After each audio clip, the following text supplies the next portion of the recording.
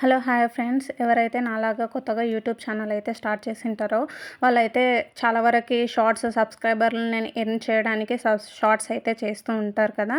అయితే షార్ట్స్కి కూడా మనకు వాచ్ టైం అయితే వస్తుంది. ఆ వాచ్ టైం అయితే మనము ఒకవేళ వాచ్ అవర్స్ మనకు అనాలిటిక్స్లో ఒకలాగా, ఎన్నులో ఒకలాగా అలా చూపిస్తుంది అనమాట. ఎన్నులో అయితే వేరేలాగా చూపిస్తుంది. అనాలిటిక్స్లో అయితే మనకి వాచ్ అవర్ అయితే 3000 అవర్స్ 4000 అవర్స్ అయితే అయిపోయింది. మనకు ఈ విధంగా మోనిటైజేషన్ చేసుకోవడానికి వెళ్ళినప్పుడైతే మనకి మోనిటైజేషన్కి అవ్వట్లేదనమాట. ఎందుకంటే మనకి అవి షార్ట్స్కి అయితేనంటే వ్యూస్ ఒకటే కౌంట్ అవుతాయంట. నేను చెక్ చేస్తే నాకు తెలిసిన విషయం ఏంటంటే అది మనకు షార్ట్స్కి అయితే ఓన్లీ వ్యూస్ అవి ఒక్కటే కౌంట్ అవుతాయంట. మనకి వీడియోస్కి మాత్రమే వాచ్ అవర్స్ అయితే వస్తాయన్నమాట.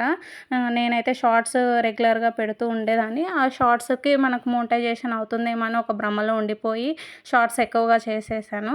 కానీ షార్ట్స్కి కూడా వాచ్ టైం వస్తుంది, కానీ అదైతే మనకి మోనిటైజేషన్కి అయితే పనికి రాదు.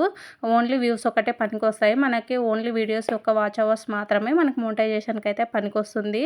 ఈ విషయం తెలియక నాలాంటి కొత్త యూట్యూబర్స్ చాలామంది ఉంటారు కదా, అలాంటి వాళ్ళకన్నా తెలుస్తుంది అని చెప్పేసి నేనైతే షార్ట్గా ఈ వీడియో అయితే పెడుతున్నాను. నాలాంటి కొత్త యూట్యూబర్స్ ఉంటే ఈ పొరపాటు అయితే అస్సలు చేయకండి. వాచ్ టైంకి వ్యూస్కి తేడా అయితే మనకు ఎర్న్లో ఏది ఉందో అది మాత్రమే తెలుస్తుందన్నమాట. మన అనాలిటిక్స్లో వేరేలాగా ఉంటుంది. అది మాత్రం పట్టించుకోవద్దు. మనం ఓన్లీ ఎర్న్లో ఏదైతే ఉందో అది మాత్రమే పట్టించుకొని మీరైతే మోనిటైజేషన్ అయితే చేసుకోండి. Bye friends.